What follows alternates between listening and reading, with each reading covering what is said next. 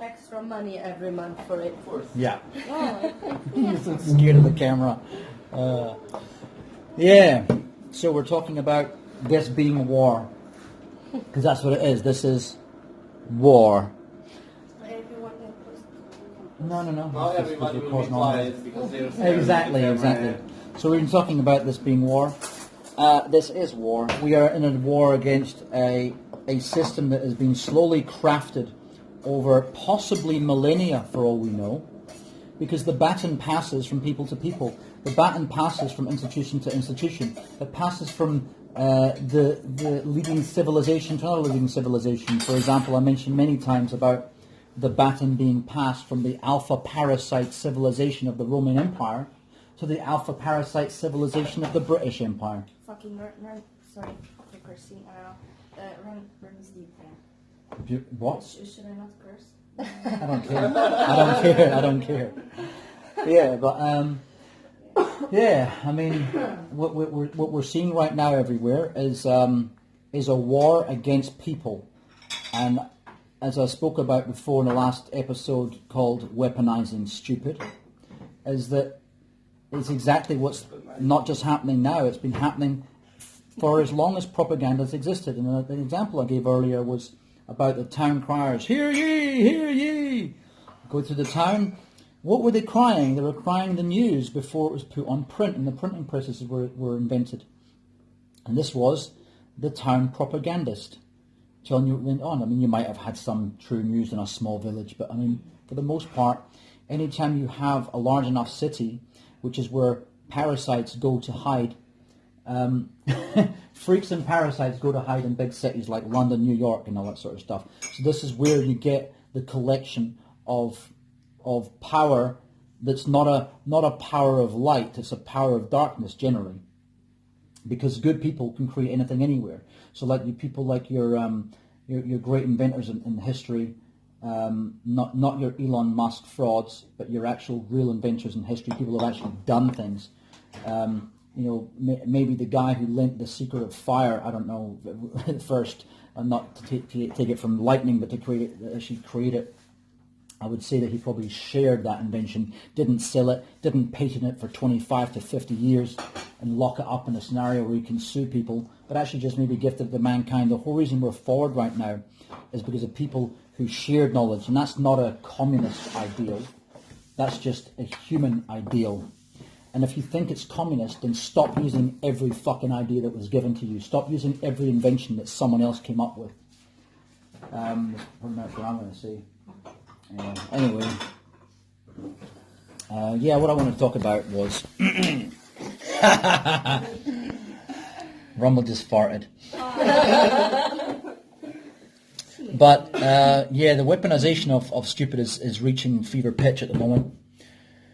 We're seeing I was watching about Russia this morning. I've mentioned a number of occasions that my family had everything taken off them in what is now Western Ukraine. Ukraine is still separated by East and West ideology. It still is a melting pot of peoples who mix with each other, just like most other places in the world are. Scotland's got Viking blood in it. It's got, mostly Celtic blood in it. It's likely got a lot of Anglo and Saxon blood in it too, from the English remnants of the Roman Empire that came up to live in Scotland.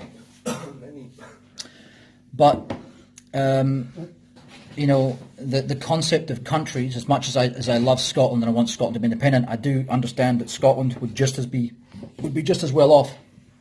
Actually, the world would be just as well off if America was split into a few thousand states. That is, every single state split into 100 regions who have total autonomy of themselves. As long as the whole world did this at once, we could actually have the situation, we could backpedal the situation where the psychopaths aren't in control. And by the way, to put your mind at ease, Russia is not going to get into a hot war with America. This is a collaborative bullshit that America and Russia have been doing for years, ever since they collaborated to defeat the Nazis with the Brits, right? And that is because all three of them felt at risk from the German Empire that was forming at the time.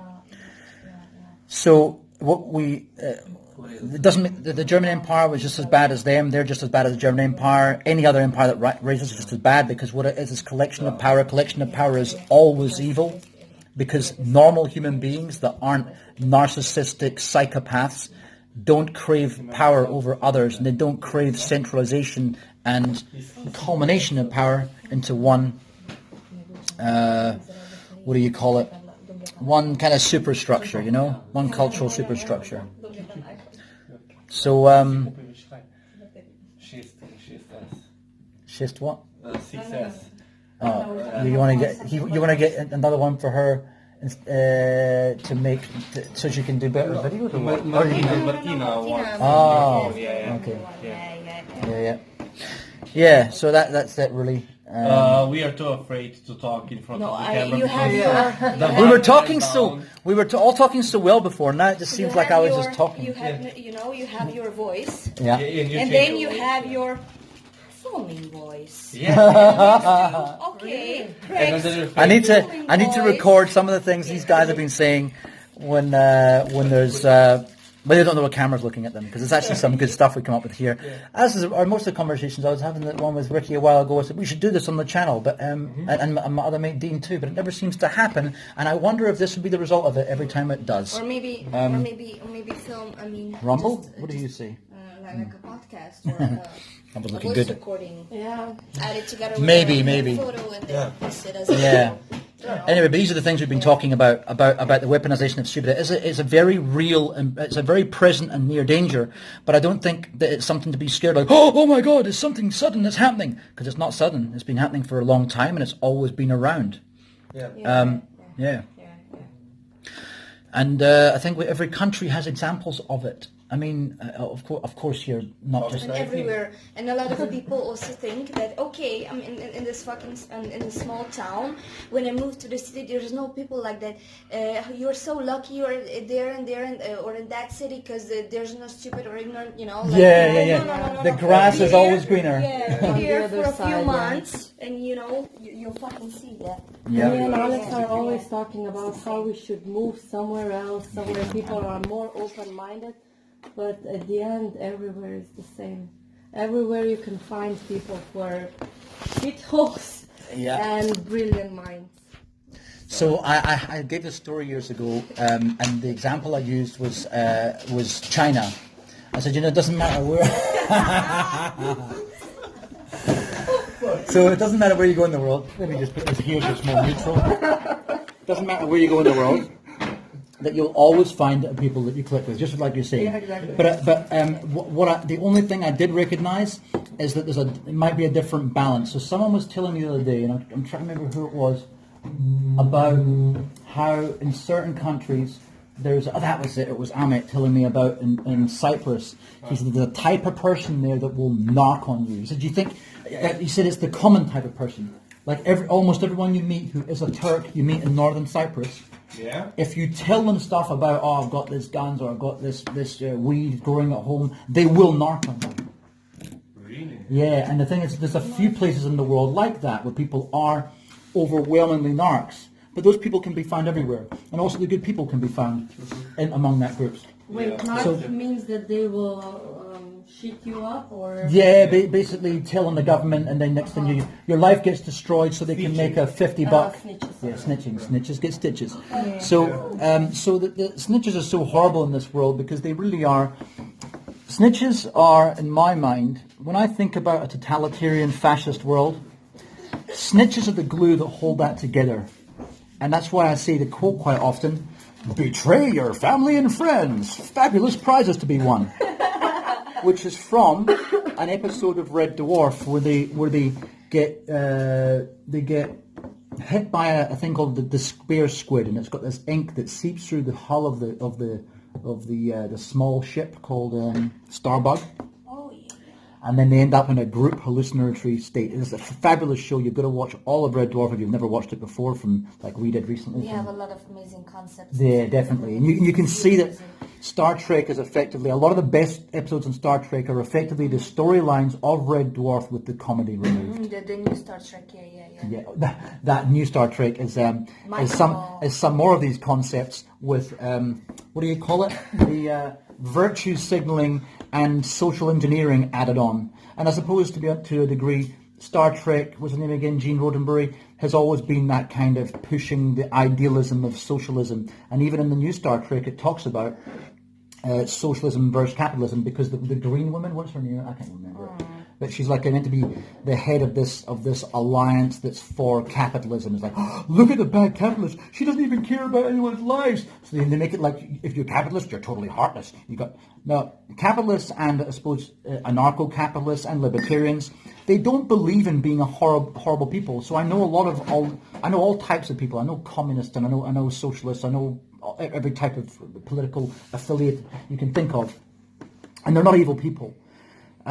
So the people that try to tell you they're evil is the idiot that thinks he's a capitalist but lives within a crony capitalist system that actually bleeds him dry, which is, by the way, a lot of lower IQ Republicans, not the higher IQ Republicans, but the lower IQ meat and potatoes kind of guys in America. They really believe, damn these socialists, there's communists. They don't even say socialists. They go all the way to gaslighting, to exaggeration, hyperbole of the meaning of socialism, and move it all the way down the bar.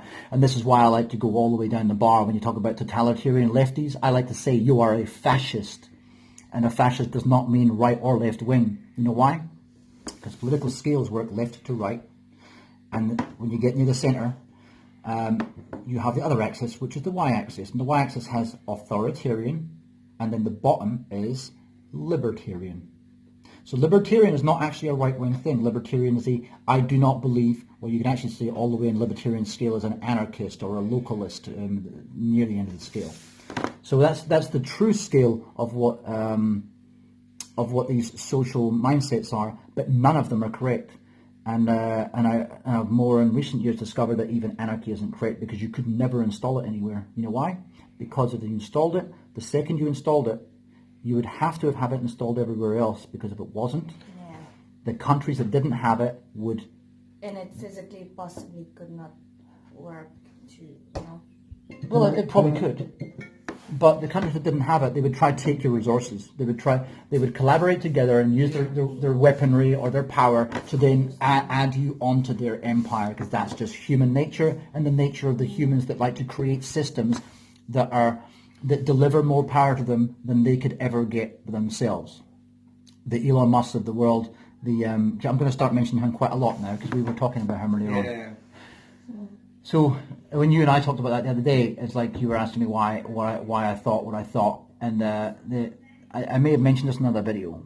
The reason why I'm 80% certain that the space program of Elon Musk doesn't even exist, because of the technology that we already know we have to falsify everything from people on a stage using hologrammatic devices.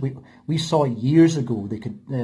It's at least 6 or 7 years ago where they had a hologram of Tupac Shakur on the stage. And also 9/11.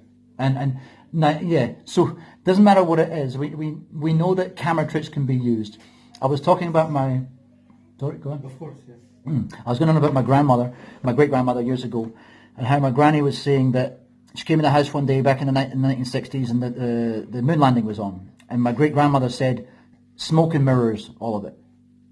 And they were all like glued to the television. Oh, but this is history. She's like, smoking mirrors, it's all lies. She didn't believe in it 1 second. Now, I'm saying that she's most likely right. I don't know if she's right for sure. I'm not being one of these conspiracy theorists. Are you one of those conspiracy theorists? You guys are so dumb. So I'm not being that kind of person. I'm just saying, whatever it is we're fed, you can be almost guaranteed that given the lies throughout history that have all been uncovered, sometimes with the truth of the media that can now tell that stuff, like the History Channel, whatever else it might be, they're allowed to tell the truth now because it doesn't affect the current power structure. But sometimes they're not allowed to expose what went on. But yeah, whenever they are allowed to expose it, we always find out we were lied to about everything. So what makes anyone think that today's different?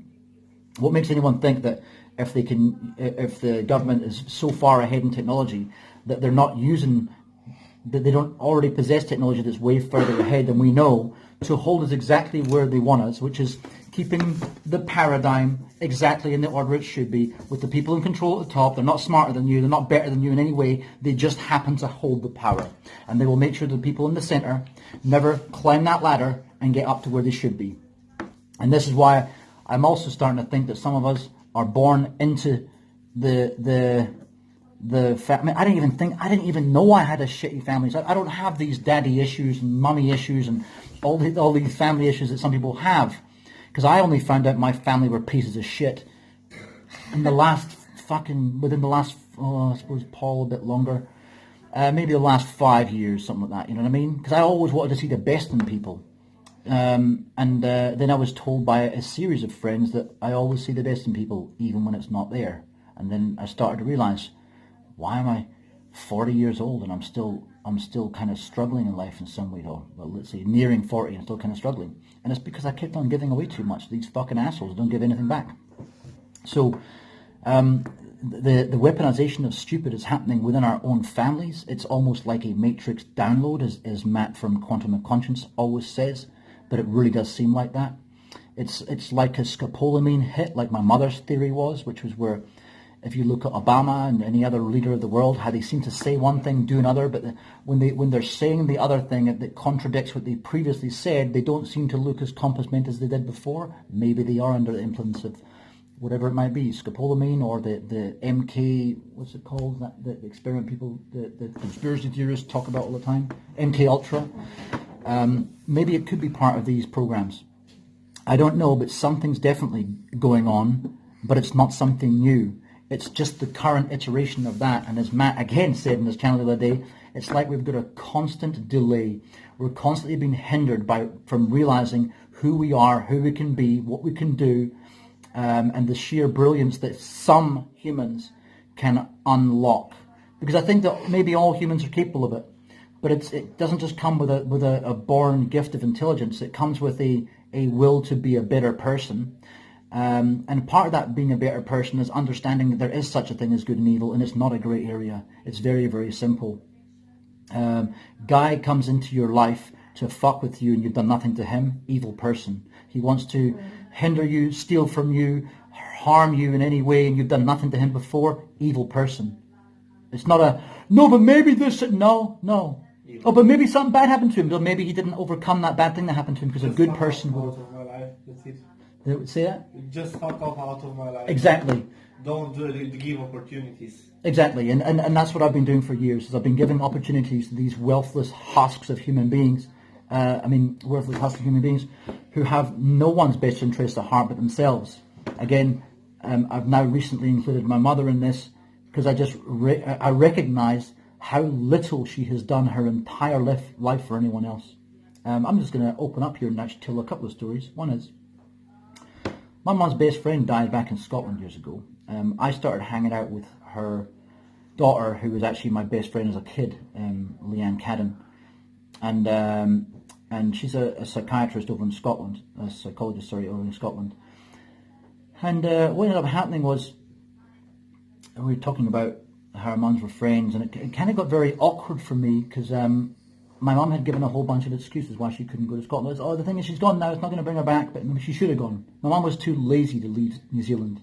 My mum was almost too lazy to go to the wedding of my eldest brother, and which I travelled for. I came across from America for it, to Scotland, but she didn't bother. And she didn't bother coming to South Africa to fight a custody case against my father. So the running theme is, I first got interested in Bitcoin in 2009, believe it or not, right at the start. I'd seen a TV show in New Zealand that was an older guy actually talking about it, not a young guy, it was an older guy, and he was talking about Satoshi Nakamoto and white paper and all this sort of stuff. And I didn't get into it until 2011. But even when I got into it in 2011, I didn't have much money to spend on it. And it was only like it's around about $100, and I got it on a paper wallet, and I used PayPal to pay for it. You could use PayPal back then. They hadn't banned it yet. And my brother's actually got that wallet because I took some coin out of it and I left some in there and I gave it to him for a birthday or a Christmas. My brother Scott, he didn't deserve it either. So anyway, My point is that back then I'd spent money helping my mother out, paying her house off. So you're talking to the tune of, I don't know, probably 150 to 200 grand, and paying off a credit card all the time. And she just kept on spending money. At the time, I went back and did a contract. So back at 2008, I was living in a shithole place with a friend of mine, Corin Wilkie from New Zealand. And me and him were just doing contracting in IT. So fuck it, yeah, we live in this place. He brings home a chick. He's so embarrassed. He's like, "This is Craig. He's my bedroom mate instead of roommate." So we ended up making enough money to pay back investors who had lost money in my company, Trade Free, which was a competitor to eBay and Trade Me. Trade Me ousted eBay from the New Zealand market. My plan was to oust eBay from the New Zealand market too, because they're a bunch of scumbags. So it didn't kind of work out. Even despite it being a better design, despite it being free, Kiwis, I discovered, just cannot handle things being free. They don't trust you if you're not charging them any money. Something similar to what I've learned recently: if you don't charge anyone any money, they don't respect your work. Right? We'll have a Rico that recently. And so anyway, I'll try to think where I'm going with this one. But yeah, that's right, selfishness. So I've discovered after all this time my mum's actually a completely selfish creature, and that she mentions a lot of times things like her will, and I've noticed this with other people. My friend Ricky, who's probably watching this actually, who went through a bit of shit in New Zealand with a whole family of money grabbers similar to my family, who think that I'm money obsessed, but I'm actually not. I'm freedom obsessed. I'm obsessed with helping people who are good, and I used to get mixed up with who is good and who's not. Therefore, I'd end up helping the wrong people who end up pieces of shit. So I'm getting better at having that filter. Life's a learning curve, isn't it? But the thing is, there should be no room for selfish people in your life. If you're a benevolent human being, I said in the last episode about this that you need to be very careful with who you bestow your benevolence upon, and because remember, if you give help to people, not only are you living their life for them, you're basically overcoming the life test. All those hurdles that your family were there to possibly be and you had to overcome to become a better person, you're allowing them to bypass theirs, and that's probably why, as I mentioned in the previous episode, why no good deed goes unpunished. But also what you're doing is you're facilitating someone who might be a total fucking cunt to move forward in life and then be more of a cunt. My friends were just telling me about their someone they knew who was they taking joy and pride in the fact of fucking these people up, like all their mafia tactics. Oh, we own this place, no one can fuck with us. I've met many people like this in my life as well, horrible people. And sometimes you can end up helping people like that, and they always say absolute power corrupts absolutely. I believe a lot of these sayings are cliches or are born of fact. But I also believe that some of them are implanted in us to make us shy away from things that are actually not that bad. And sometimes in a world where people will always be grabbing power, it does take a good person to stand up and lead, command, take the reins, whatever it is, that is not corruptible. Because I do believe there's a certain type of personality that doesn't get corrupted by power. And I'm not just saying, oh, it's me, so give me all the power. And what I do know is the power that I've had, every ounce of power I've had in my life, I've never ever said, right, I'm lording this over you. I've had people argue with me tooth and nail and be completely, we fall out the state of not talking to each other. But I still have some of theirs under my control. They'll always get it back. I'll never ever lord it over them. But there's a type of person that will, and it's almost everybody out there. So diffusing the personal curse that is my family, I didn't even realize they were bad. I was kind of boasting about the fact, yeah, my mom's cool, my dad's cool, I like being around my family. I've got people giving me shit about living with my mom when I was back in New Zealand for a while. And I said, you know what, they said, I can never live with my mom. I said, I couldn't live with your mom either, she's a fucking freak, my mom's cool. And I really meant that, and I do mean it. For the most part, she is cool, but you've got to have more around you than people who are cool, people who are likable, like my family are. You want to have people around you that when the time really comes, they've got your back. And what I learned is they don't, none of them. And not even that, my dad has got my back in some ways.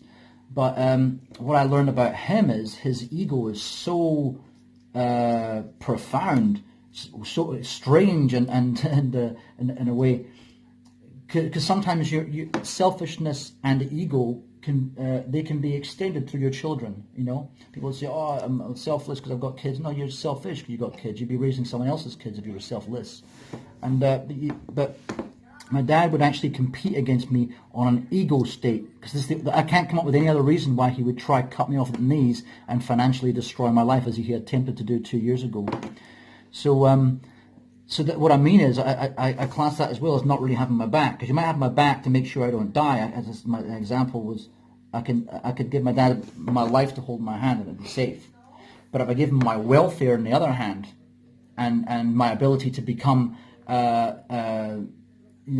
fabulously wealthy and fabulously experienced. I mean, my dad tried to get in the way of me even losing my virginity when I was younger, because even though he lost his at 12.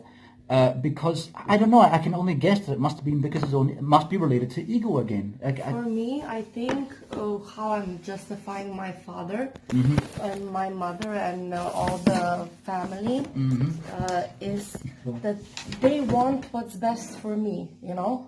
They want what they think's best for you. Exactly. Yeah. And that's why they argue with me. No, you should do it like that. You should do this. You should do that.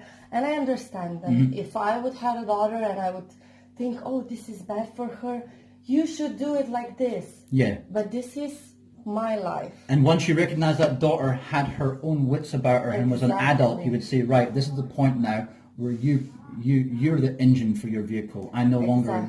Yeah. If I make a decision and it's a bad decision or it turns out to be bad, it's my mistake. Yeah. I learn from it. If I'm not going to make a mistake, people will screw me over, and that's what happened with me. I always thought that people are the best.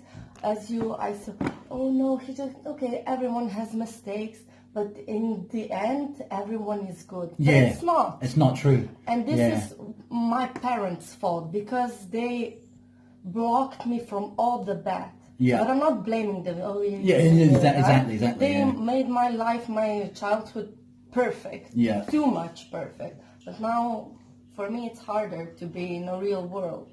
Yeah. You know, just recognizing the assholes and that's the thing. It's like our whole lives are to not just overcome what we get dealt, and that is not just overcoming bad childhood. It's overcoming good childhoods, because, like you just mentioned, when you're sheltered from a lot, that can hinder your progress as a human being. It can hinder your exposure to the real truths of the world that are harsh. And you can end up going out there unprepared. I mean, I moved from a small village in Scotland, and I wasn't prepared for the big city in Glasgow or Johannesburg or Auckland. It just, it kind of fucked me up a little bit, because I had been totally sheltered from it. Exactly. Same thing. That's how I feel. I feel that I'm still like a child, 14 years old, who knows nothing about the world, nothing how it's in real life. Yeah. Yeah, so that is the same thing to overcome. One thing I mentioned a while ago is, like, I've got 3 brothers, and we all grew up in the same family that are totally different. So there's evidence there that nature versus nurture is a thing. There's a little bit of both. It's not just one. If it was just nurture, then we'd all end up the same. If it was just nature, then we'd all end up just the same. We're all brothers, right? So neither of those things is true. We're all totally different. And we all are looking at other people's lives, looking at the people who are disturbed because X, Y, Z. Oh, he's disturbed because his mum left early. He's disturbed because his mum didn't leave. He's disturbed because his dad was an asshole. He's disturbed because his dad was too good a guy. And there's always a reason, but the problem is if we don't overcome these things, if we don't actually overcome them, and go through,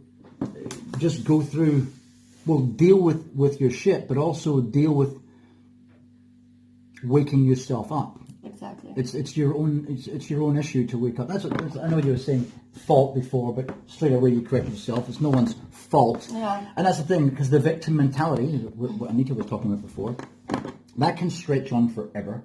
It can just go on and on and on. It's like, no, blame him. Oh, but the reason he's a paedophile is because he got touched by his teacher when he was younger. Yeah. Well, so it's his teacher's fault then. That's right. Well, hang on. But the teacher got raped by the priest down the road. And then what if that priest got... At some point, you have to be the link in the chain that says, I'm not going to carry on perpetuating evil because it was inflicted upon me.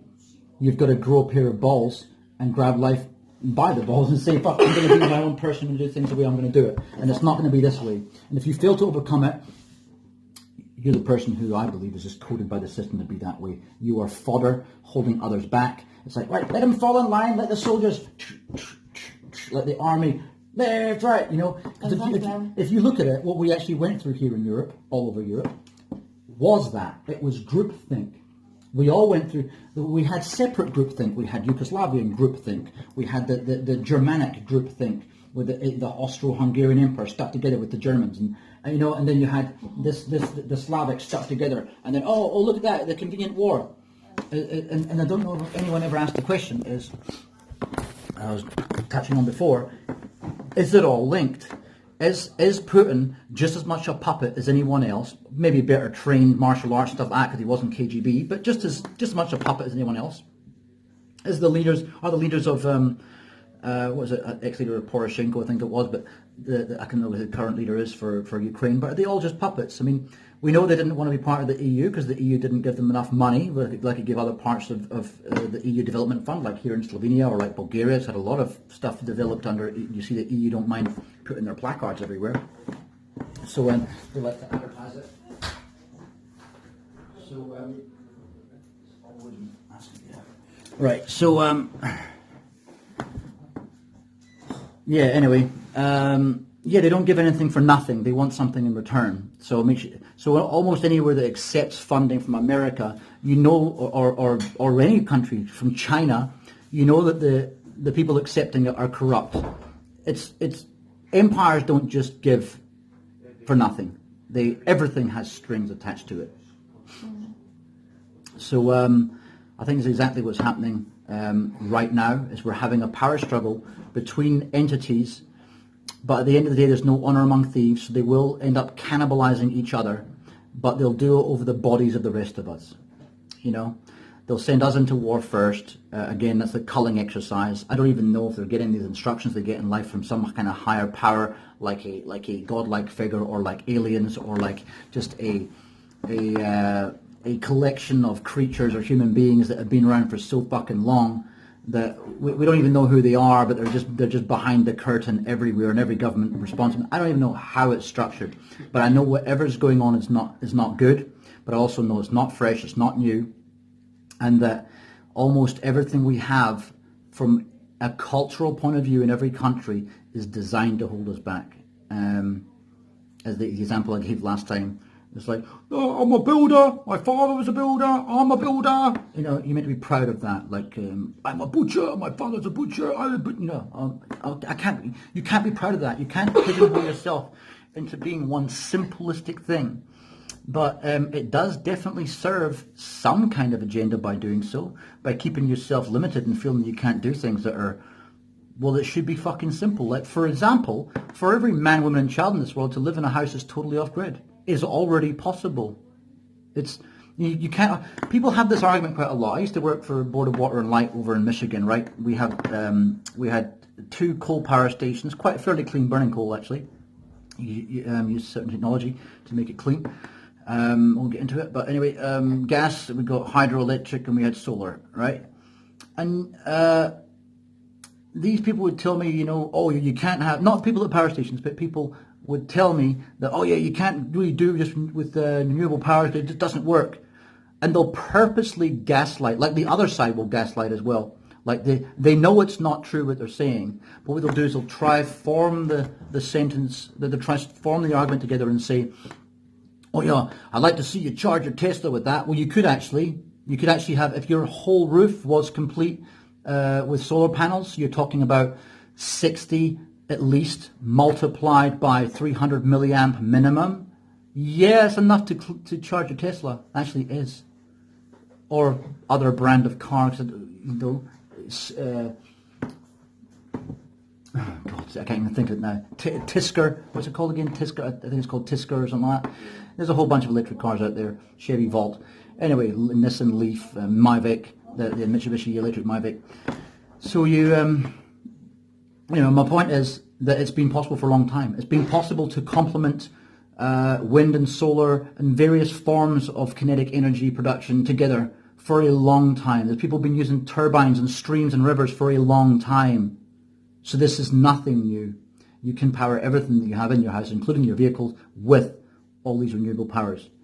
the whole reason that you are taught to believe that you can't do that or there's not enough power is because disconnecting you or the allowing the mainstream to believe that disconnecting totally from the grid is an option is not an option for the system. It wants you to believe that you have to be the child on the tit, sucking away and thinking, mummy gives me everything I need, and the system is mummy. And this is where we're kind of trapped at the moment. Well, this is where the dumber ones of us are trapped at the moment, or this is where the people who haven't quite woken up yet, or haven't taken those first steps towards being red pilled, out of maybe fear, out of not quite being ready because they haven't been able to save up enough or whatever it might be to get over that hump. You know, it's like if you're going to go out and fight a little bit of a war, you're going to overcome a tyrant. You want to maybe spend some time. Let's say you're in a prison and you got some shit from one of the gangs. You're going to wait a while until you've got the shank, until you've got I don't know, you bought a few guys off or whatever it might be, or you bought some information, and then you bought a cell phone to escape or whatever. You know, I mean, you want to do these things first. It's called preparation. A thing that was lambasted for by another guy I know who basically, I'm a criminal for preparing, you know what I mean? He can take his family on a holiday and using the savings that he's saved up, which is preparing. But yeah, he doesn't see the what do you call it? The hypocrisy of the situation. There we go. This will fit on here, won't it? There we go. A little bit of a. That's better. All right. It doesn't zoom. Oh, there we go. All right. Yeah, maybe. All right, cool. So I've been rabbiting on quite a while now. Jump in anytime you want, guys. Like they were before. It does make it sound like I'm the only person that talks. Don't tell me later. Don't televise it. No, I'm just kidding. Oh, she said that, blah, blah, blah. Yeah. So anyway, what I've noticed is the best people I know in this world have all recently found out. None of them are people with really issues with their family, but they are all people who have found out long ago or have recently found out that most of their family or all of their family are fucking assholes, and or at least some of them. But you know, I think you feel it.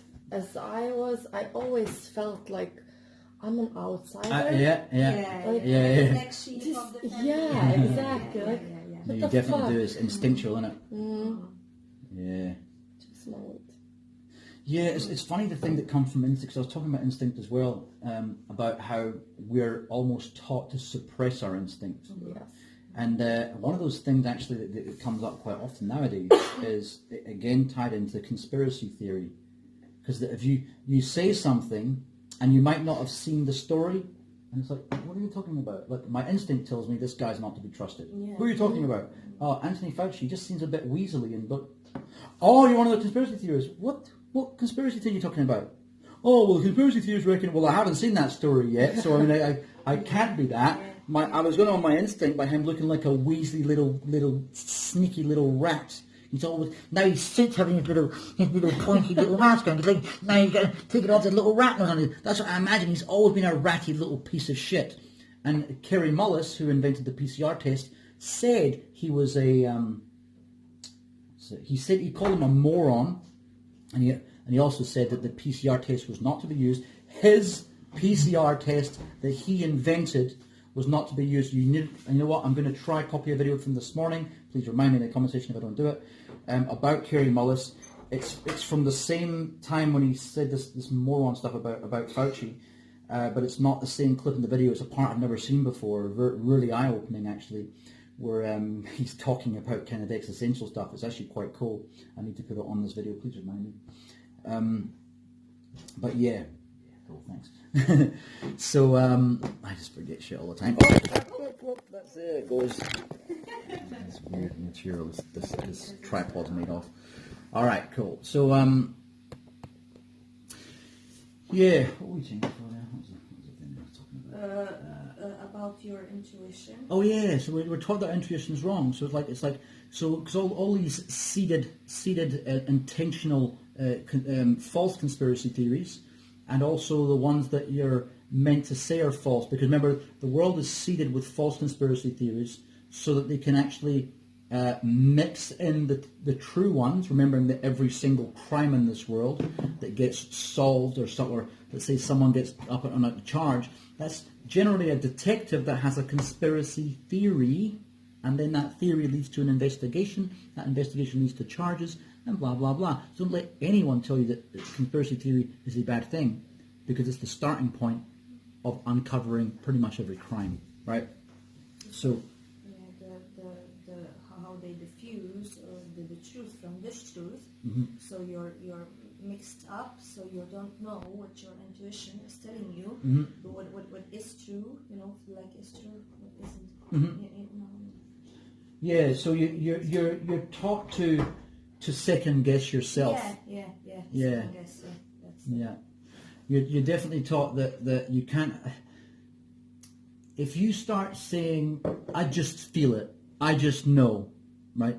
Okay, look, I understand. Granted, it's not a very good argument, right? But if you say that I just feel it, why do you feel it, and why do you base it? Well, here's why. Getting backpedaling a little bit to the Elon Musk argument. If Elon Musk was truly a good individual who wanted the best for the world, let's put aside whether or not the space program for SpaceX is real or not. It's real because it looks fake, as they say. But putting that aside, Dogecoin. There's a coin in cryptocurrency. If you don't have to be a crypto person in this channel, because it's not about that, but my other channel's about crypto. And Dogecoin, something I own 220,000 of. I happened to buy years ago when it cost, I think it was like 1/1000 of a cent. It was nothing at the time. And I just bought it just to play around with. It was a meme joke back then. This is like 2014 or 15. I think it was 2004. No, it was before I moved to America. It'd be God, it could even be as early as 2013. I don't know. Anyway, but I bought some of that. And just so I could practice sending it back and forward. And I had a software wallet on my desktop, and that's come way out of, a lot of the software wallets I had went out of date, and it was really hard to get my Litecoin off and my Bitcoin even off. But anyway, same thing happened with that. I put my keys into something else's wallet, tried to send it off, it never got anywhere. I just gave up. So I've still got that. And people try to say to me, "Oh, you're just a hater of Elon Musk, or you just hate Dogecoin."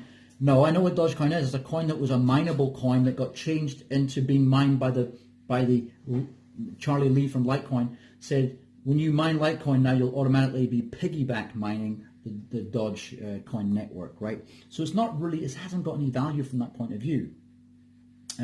It's got value from the view of being distributed, but you've got to remember the guy who invented it, he actually allowed someone else to take over the project, but he just did it as a joke. It was a joke based upon memes, and now, especially since it lost its mining community and became a secondary free mining token on the Litecoin network, that would mean that Litecoin's got the true value and Dogecoin's got really none. And the only reason it's really getting any value is because Elon Musk is pumping a total shitcoin like XRP is, because it's got money behind the marketing, but it is actually nothing there. There's technology there, but it's not groundbreaking technology. It's not technology that hasn't been superseded by the stellar Lumens network, for example, or many others like Nano and Digibyte and a whole host of others. So what you end up seeing through quite easily is the fact that it's not about him being smart and cheeky as it could be sold as. You notice all the things he says are ambiguous. For example, with Bitcoin, well, it was inevitable, really. He goes very soft blancmange version into things. He doesn't go hard and go, right, this is what I think, it's this and that. He's a pussy. He's on the sidelines, and what he's actually doing is he's just another system minion. Because if he was really there for the betterment of people, like his space program professes to be, giving us a fallback plan in case we fuck this whole reality up in this realm or world or whatever we're in, if it was really true, you would see a bigger impact being made on everything. That too, that from the ability that he has to create these impacts. That's right. Yeah. But what in this particular example about the about cryptocurrency, he knows, like we all do. I mean, put it this way, if he's smarter than I am, then he definitely understands about trading, he understands about market fluctuations, and he is smarter than I am, right? So it's almost impossible that he wouldn't know that Doge is a shitcoin. It's almost impossible that he wouldn't know that by talking about it, people aren't going to follow into it. Like the Tesla stock, he was talking about the $400 one a long time ago. So he knows these things. Just in the same case that if Joe Rogan was truly not a tool of the system, his channel would not have been allowed to reach 5 and 6 and 7 million people. It just would not have been allowed. You need to understand this the way the system works. The system does not allow that level of dissent. They jump on that shit straight away. You tell me that Jimmy Dore's channel reached 800,000 people and then just stopped by accident? You tell me that like I've mentioned many times before about the scam facilitators that are YouTube and Facebook. You tell me that they can block a video because it offends someone's sensibilities about gender identification within the space of minutes or hours, and yet they can't ban these scammers who are scamming hundreds of millions of dollars every 6 months off of the world. Of course they can. But they want to defame crypto. They want to say, there's the path that's allowing people to be free. Let's muddy that path, cover it with shit, and make it smell. So that everyone goes, oh, that path's horrible and stinky, and I got robbed on that path. Don't take that path, anyone. Meanwhile, the banks are buying in. They can't buy in fully, because if they buy in fully, you had what you had in 2020, or even this year, $20,000 Bitcoin, or $60,000 Bitcoin. They know they know that they can't get all their money out. But they know that all that money was just invented anyway. So the way it works is this. Let me just tell you exactly how cryptocurrency is designed to actually be the final nail in the coffin to mankind, even though I'm taking part in it, because we have no choice. It's going to be the future of money. You'll be earning cryptocurrency off the system in the future. That's the way it will work. But meanwhile, they're going to collect it all by making you buy Dogecoin instead of your Bitcoin. You're going to give away your valuable Bitcoin, your valuable Digibyte, for shitcoins like Verge or like XRP, or even go so far as to say Stellar Lumens, even though it's a better copy of XRP. So Elon Musk could have told everyone to buy Bitcoin when it was $3,500. Did he? Did he? Fuck. He's a total piece of shit system minion. And I would go so far to say there's at least an 80% chance that everything he has in the space program doesn't even exist. It's a large collaborative effort, just like a large TV production. I mean, imagine look, we already know these things have existed in the past, that people have created situations to fool others. And yet we don't believe it when applied to things like 9/11 or applied to other things that are kind of obvious, like the possible space program. But wait a minute, if that was the case, then the Chinese would have called them out, the Russians would have called them out. Who's to say that Yuri Gagarin even went to space? Look how bad the video's evidence was. Look how good.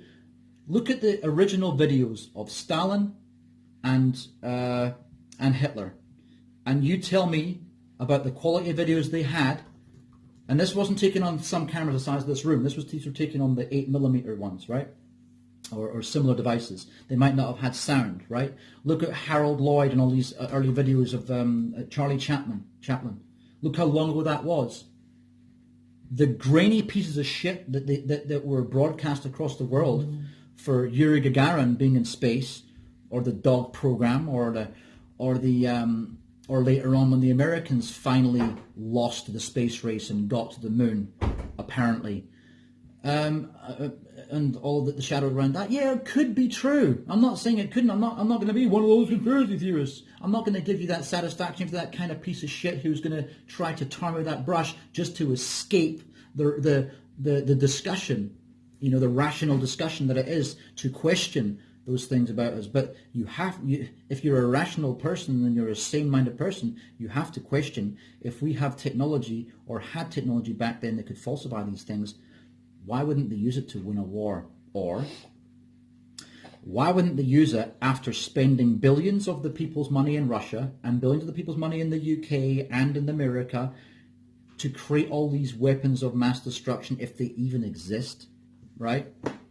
And then get to the end of it, and the whole bluff would be, a new reason. Oh, Cold War now. Oh, now we're locked in a Cold War. Nuclear discussion means we can't move. Oh, no. Oh, drat. We've spent all that money. We can't do anything. But you know what we're doing now? Let's get new nuclear weapons. Hang on. I thought you could already mutually assured destruct each other. Why do you need a new Why do you need tactical nukes? Why do you need all this stuff? If they can destroy you, why would they just start a nuclear weapon by setting off a tactical nuke? And the thing is, they want to have continual spending because that is the release of energy in the form of tokens, that is money, from the people. The continuous release. The same as the printing of 40% of American dollars in the last 12 months is the taxation of people's savings. They couldn't get it off them. People weren't spending money. Fuck, we'll make them spend. God damn, we can't actually make them spend. Okay, we'll make their money worth nothing that they've got in savings. So let's add an extra 16 zeros at the end and see how we go. Because that's what's going to keep on happening. Crypto fucks that up. I'm almost certain that Bitcoin is not from an nefarious source, but I do think that it's going to be, I do think they will game Bitcoin used game theory to get where it is, to get people to let go of it. If no one let go of it, it would never been distributed around the world. Therefore, it would never got its value. It had to be distributed. So Bitcoin itself had to be invented with game theory that would make people let go of it, not thinking about its future value. Because when something's deflationary, all you're thinking about is, fuck, if I've got $100 a day and it's worth $100 tomorrow, it's kind of dumb of me to spend it today, isn't it? That was the problem that Bitcoin had to overcome to seed itself throughout the world. And why I'm collecting as much of the shit as possible, but taking high risks in doing so. The system itself wants Bitcoin. The system itself knows that Bitcoin is transferable into the future. It knows that also these other ones also are. These other copy cryptocurrencies. But the only one I see of real value from a monetary term, because I think everything like Chainlink, whatever else it is, these aren't shares in the company. Yeah, I'm investing in these things, by the way, but they're not shares in the company. They're not tied to shares. They're not a security, as they say. So they're not even money either, because Bitcoin could have been incorporated into these multi-chain platforms to be the spending money of that. Or Litecoin could have, or something else. I really think the last man standing will be Bitcoin, and possibly Dogecoin from an outsider community, and likely Cardano, and likely Monero. And that's probably the main ones there. But yes, I own some of those. But I own a lot more of other stuff right now because it's more about accumulating more, because we're going to be in a world where the governments all around the world want people to have this. The governments in India and the short-sighted governments want their people to stop moving into these things. So they're going to tell you it's banned. Now it's not banned. Now it is banned. They understand what they're doing is making their people poor long-term. Americans are impoverishing the future of their people, because America's government are, because they're so scared of losing the pole position of their false, fake, bullshit fiat currency that they would do anything to stop the death of that, even destroy their future. And this is what India are doing. This is what Pakistan have already done. This is what Vietnam did. And many countries are doing it. Many more will follow suit. They'll slide in and out of it. But the reality is all they really are doing is protecting a cartel of oligarchs and technocrats and such alike, around the world who, again, have no honour among each other. They're not going to help each other out of a bind, but they are going to collaborate together to suppress you, the people, and to stop the middle class, who are the main of that triangle, the middle class right there. They're the people who are the doers. The doers who haven't got the silver spoon in their mouth from the age of, since they were born. They want to stop you climbing up. They want to stop you getting to a stage of realizing there's something more than merely buying stuff. And unfortunately, these tokens of energy are how you're going to be able to not just gain power in the future to protect yourself against these creatures, these disgusting creatures, but also to help your fellow man, those that deserve it. Always remember, don't help those that don't deserve it, because they need to learn to stand on their own 2 feet. If you pull someone their whole life, they'll never develop leg muscles. You know what I mean? So I'm going to leave it there. This is just something different I tried, but I don't know if it worked that well. But I'd like to do more with other people on just having conversations. Maybe even start doing podcasts that don't have any video, just so I can do stuff with my other friends in different countries around the world. Because there's some good stuff that comes up, and then I try to recreate it later on, and it doesn't come across so well. I tried to explain last time about Scotland, for example. I didn't finish the story about the 2 sides of idiocy in my country. Of course, the main side of idiocy being those that really think that the leaders of a foreign country elected by a foreign people will somehow better than running your country than the people, than your own assholes that your own assholes vote for. You know what I mean? And unfortunately, I just think that Scotland is just in a trap of idiocy. We've had socialism for so long, and we're mixed with imperialism imposed by England, that we've become just a nation of neutralized, affective eunuchs. Yeah. Woke culture has just overtaken Scotland to a degree. This is the thing. I had some of the guy these there was pressing people. I was against freedom of rights. Like, this idiot has no idea who I am in life. So I instantly, of course, I do what I usually do nowadays when someone gaslights or accuses me of being something. I said, you're such a paedophile and a rapist. I'd expect you to think that, or something along those lines. It's funny how when you enforce empathy on people to show them what a piece of shit they're being by gaslighting you and making false statements, how quickly the smarter ones cotton on to what they've done, and how clueless the really truly dumb ones are into the hypocrisy of their own statement, in calling you something they have no idea what you are, and yet labeling you that anyway, and not seeing the irony of them not understanding the same has been done to them. Anyway, I will leave it there. My country is full of retards, but then again, so is yours. It's your job to dig yourself out of this shit. It's your job to escape the generational misfortune and the generational... Anita! What's it called again? The generational bullshit that you were telling me about? Sorry, got it. Generational karma. To escape the generational karma that your family has been lumbered with, and those that came before you have likely not overcome. You know why? Because if I'm overcoming it, I'm already sharing what I've overcome with all of you. You're not even my family. So if my grandmother or my even my grandmom, if she looks and says, oh God, that Katrina, she's a bit of an airhead, or Auntie Vanda, she's a bit of an airhead. So what I'm going to do is I'm going to write my own journals so that my grandkids, they can wake up to this. Or maybe even my great-gran, as wise as she seemed to be, on a spiritual level as well, because she's a clairvoyant, profoundly accurate one, apparently, as well. So, yeah, it couldn't have been that woken up, or else she had the powers of literacy powers, to write things down. Maybe not record stuff, but write them down. Maybe she would have left us something. Okay, it'd be written in, I'm just trying to remember which one she's Irish, I think, that one. Yeah, but, and same as on the other side, on the Polish side, I think we've got a few clairvoyants on that side of the family too, because mum inherited something from the granny on that side as well. Like a really old crystal ball that has got little scratches all over it, Polish crystal. Anyway, I'm rambling on sideways here. But yeah, it's your job to overcome this bullshit. It's not your job to be victim mentality like Anita was mentioning before. Your job is to overcome that shit. You're a weak piece of crap, and, at least you're in good company when you're around the rest of the world, if you are going to be like that. Because most of the world have resigned themselves to just being tools. And I mean that in two different ways. So, bye, leaving it there. 58 minutes, quite a long video. Cheers, have a good